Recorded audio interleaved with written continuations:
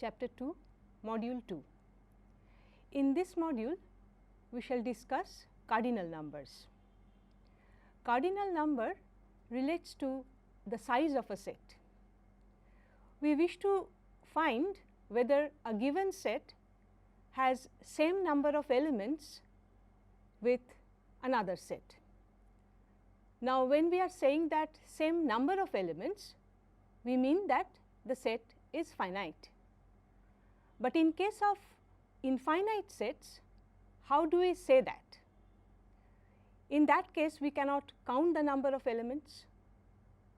So, we want to pair off each element of one set with another element of the other set. For that matter, we want to introduce equipotence of sets. Two sets A and B are said to be equipotent or equivalent if there exists a bijective map from A to B.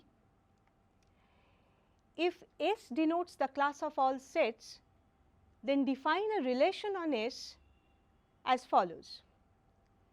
A is related to B if and only if A is equipotent to B.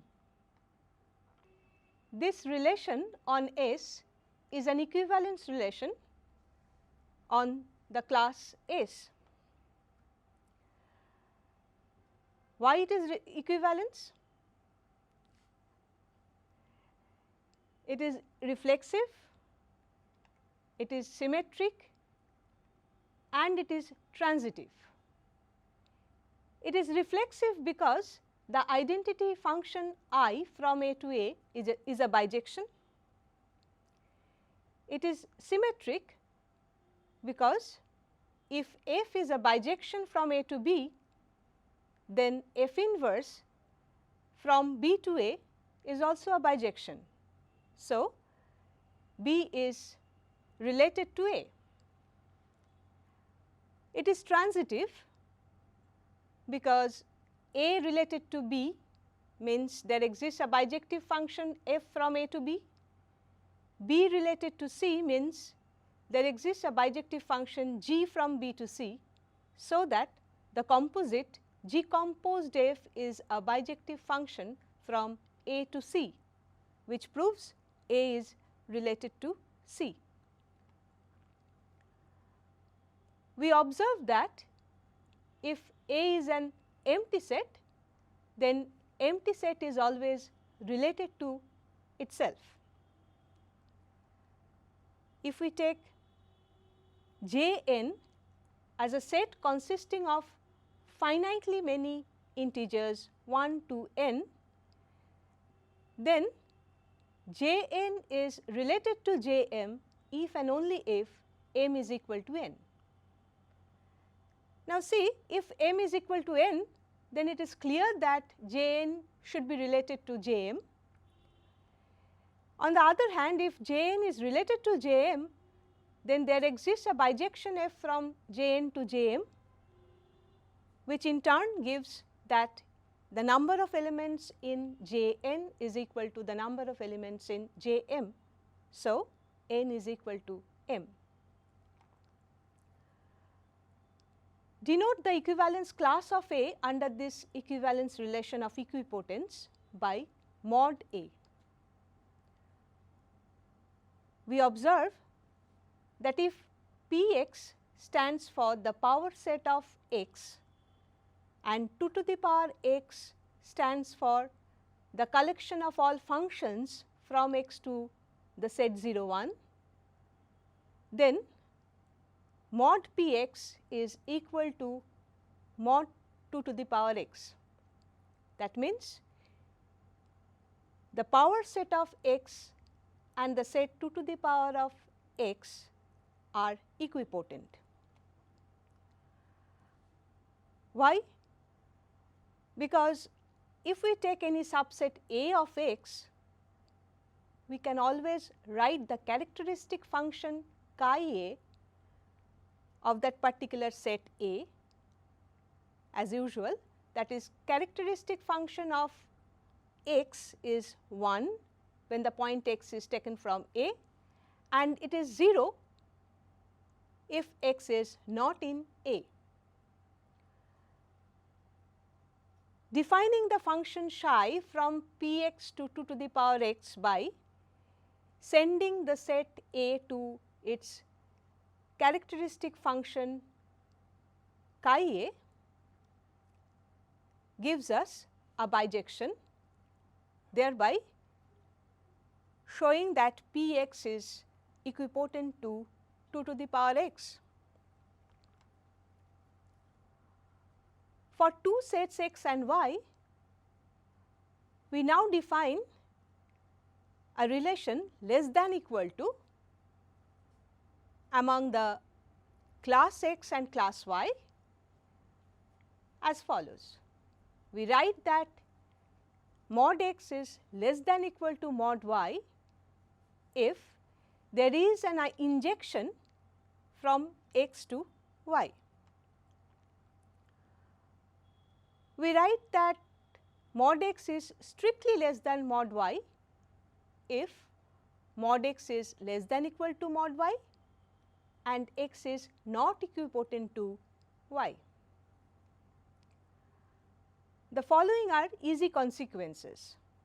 For any subset A of x, mod A is less than equal to mod x. This happens because we have the inclusion map I from A to x, and we know that inclusion map is an injective map. And if there exists a surjective function f from x to y, then mod y is less than equal to mod x. This happens because if we take the collection f inverse y, where y varies over the set capital Y, then this collection forms a partition of the given set capital X. We choose the choice function C for the family power set of x, then defining a map from y to x, sending the element y to the element C of f inverse y gives us an injection which shows that mod y is less than equal to mod x. Next is a very important one. Here in this theorem, we see that any set A, if we take, then mod A should be always less than mod of power set of A. The assignment A goes to singleton A defines an injective map from A to power set of A. So, mod A is less than equal to mod of power set of A. For if there is a bijection f from A to power set of A, then there exists some A belonging to capital A such that f A, which is the set containing all the points B from capital A such that B is not in f B, will be a subset of A. But that is definitely a contradiction, because the point A is in B and the construction of the set f A says that the point is not in B, and this contradiction says that such bijection is not possible, thereby proving the inequality to be strict. It is known that an equivalence relation always partitions a collection into disjoint equivalence classes. So, this particular equivalence relation of equipotence also partitions the collection of all sets into disjoint equivalence classes. If we take any set capital A, then that particular set is inside exactly one such equivalence class.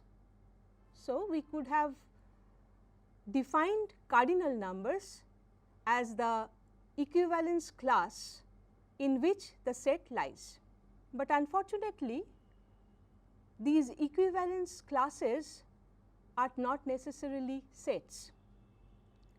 So, if we associate an equivalence class as an object and we call it a cardinal number of the set A in which that set lies, then that will no more be in the framework of set theory. To get rid of this difficulty, we introduce the notion of ordinal numbers and then define cardinal numbers in terms of ordinals. A set A with respect to a binary relation less is called a partially ordered set if this relation is reflexive, transitive and antisymmetric. A partially ordered set A is called a well-ordered set if for each non-empty subset B of A, there exists some B0 belonging to capital B such that B0 is less than B for all B belonging to B, and such an element B0 is called a first element or least element of the set B. Zermelo's theorem says that every set can be well ordered. Now, we introduce two more concepts. W is any well ordered set. A subset of W is called an ideal of W if for all x, x belongs to A and y less than x implies that y belongs to A. For each A belonging to W, the set WA, which is the collection of all x belonging to W such that x is less A and x is not equal to A, then this WA is called initial interval determined by A. Clearly, empty set and W both are ideals in W, but empty set is an initial interval though W is not. The ideals which are not equal to W are initial intervals. Now, suppose we have two well ordered sets W less and W1 less 1. A map F from W to W1 is called a monomorphism if it is an order preserving injective map. It is an isomorphism if it is a bijective monomorphism, and it can be observed very easily that composition of two monomorphisms is a monomorphism. If F from W to W1 is an order preserving bijection and if W is well ordered, then the order in W1 is also a well order and F is an isomorphism.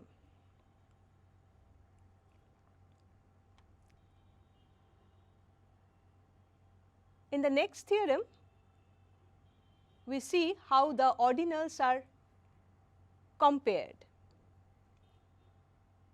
If two ordinals are taken, one is capital X and the other one is capital Y, then one and only one of the following can hold. The first one says that there is a unique isomorphism of X onto Y. Second one says that there is a unique isomorphism of X onto an initial interval of Y. And the third one is there is a unique isomorphism of y onto an initial interval of x. The following is an important consequence of this result. It says that any subset A of a well ordered set W is isomorphic either to W or to an initial interval of W.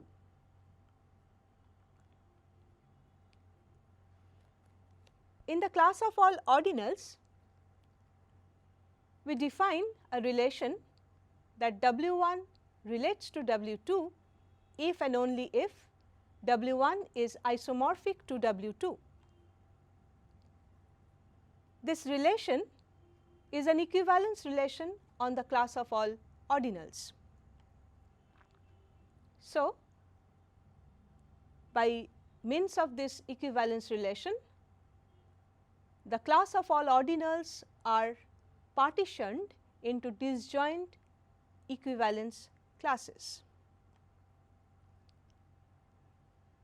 With this knowledge, we define an ordinal number as follows. An ordinal number is a set alpha satisfying two properties. Number 1, x belongs to alpha and y belongs to alpha implies that x belongs to y or y belongs to x or they are same, that means x is equal to y. Number 2, x belongs to y and y belongs to alpha implies that x should be inside alpha. One can prove that if L is the class of all ordinal numbers and if we define less than equal to on this class L as inclusion of sets, that means alpha less than equal to beta if and only if alpha subset of beta, then L is well ordered by this relation less than equal. For each alpha belonging to L, the initial interval L alpha is equal to alpha. In particular, L alpha is a set. Each well ordered set W is isomorphic to a suitable L alpha. Alpha is called the ordinal number of the well ordered set W and we denote it by odd W.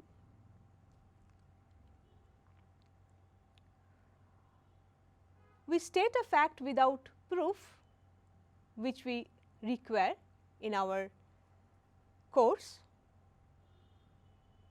The fact is, one can think of this L as a well ordered class of well ordered sets containing exactly one representative from each equivalence class of isomorphic ordinals. With this much knowledge of ordinals and ordinal numbers, we proceed to introduce cardinal number of a set. Now, let us once again think what we want to do. Our objective is to assign a symbol to each set capital X called cardinal number of X, so that two sets have the same cardinal number if and only if they are equipotent. For that matter, we see that every set in a equipotence class can be well ordered. Since any well ordered set is isomorphic to a suitable L alpha and L is well ordered, each equipotence class contains a smallest such ordinal number. This uniquely determined representative is called the initial ordinal number of the equipotence class. Now, we define the cardinal number of a set X as the initial ordinal number of its equipotence class, and we denote the cardinal number of the set X by aleph X. So, the cardinal number is an ordinal number that is not equipotent to any smaller ordinal number. We use these following notations: aleph empty set is equal to 0, that means cardinal number of empty set is 0. Cardinal number of a finite set 1 to n is n, that means the number of elements of the set coincides with the cardinal number of the set for a finite set. Aleph of the set of natural numbers is denoted by aleph naught, that means the cardinal number of natural numbers is aleph naught, and cardinal number of the real numbers is denoted by C. A cardinal number is called transfinite if aleph x is not of the form n for some n. A set is finite if its cardinal number is n for some n belonging to natural numbers. A set is countably infinite if the cardinal number of x is aleph naught. A set is uncountable if cardinal number of x is neither n nor aleph naught. Let us define a relation less than equal to for the cardinal numbers. Aleph x is less than equal to aleph y if aleph x is isomorphic to an ideal of aleph y. In the next theorem, we see that mod x less than equal to mod y if and only if aleph x is less than equal to aleph y. In particular, two sets are equipotent, that means mod x is equal to mod y if and only if they have the same cardinal number. Since x is equipotent to aleph x, there is a bijection from x to aleph x. On the other hand, aleph x is less than equal to aleph y implies that there is an isomorphism from aleph x to some ideal of aleph y, and therefore, an injection from aleph x to aleph y. Again, equipotence of y with aleph y gives a bijection from aleph y to y. So, composing all these, we get an injection from x to y, proving that mod x is less than equal to mod y. Conversely, let the cardinal number of x is less than equal to cardinal number of y. By equipotence and using the definition of less than equal to, there exists an injective map from x to aleph y. Regarding x as a subset of aleph y, we then have that x is isomorphic to aleph y or an initial interval of aleph y. So, ordinal number of x is less than equal to aleph y. Since aleph x is less than equal to ordinal of x is always true, we get that aleph x is less than equal to aleph y, which was desired. As a consequence of this result, we have a very well known theorem called Schroeder-Bernstein's theorem. It says that if x and y are sets such that mod x is less than equal to mod y and mod y is less than equal to mod x, then mod x should be equal to mod y. That means, if there exists an injection from x to y and an injection from y to x, then we must have that the given two sets x and y are equipotent.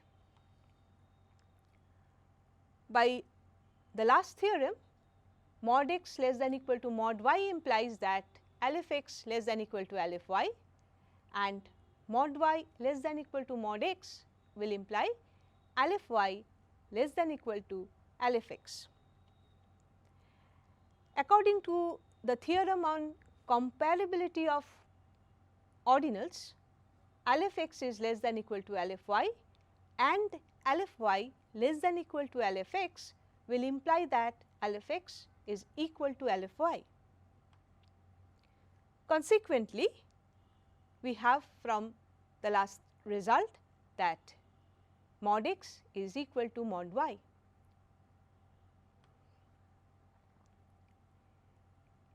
In view of the last theorem, we may restate in terms of cardinality the theorems that we have proved for equipotent sets.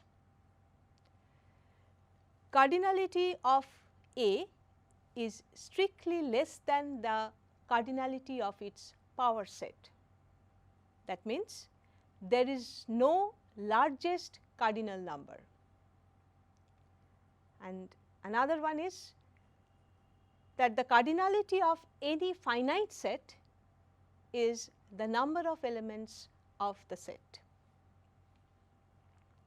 and therefore, 0 is the smallest cardinal number. Finally, before we conclude, we state what is known as continuum hypothesis.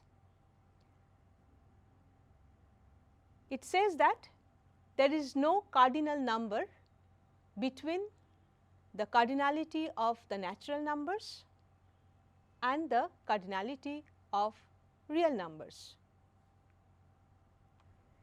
In view of the last result, that cardinality of a set X is strictly less than the cardinality of its power set, one may ask a question that does there exist any cardinal number between these two?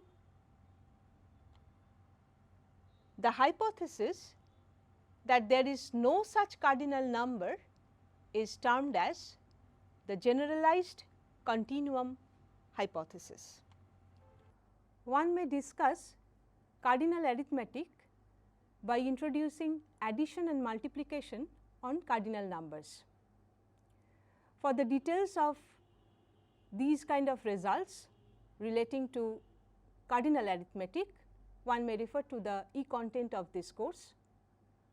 And with this, we end chapter 2 and thereby completing our course on set theory.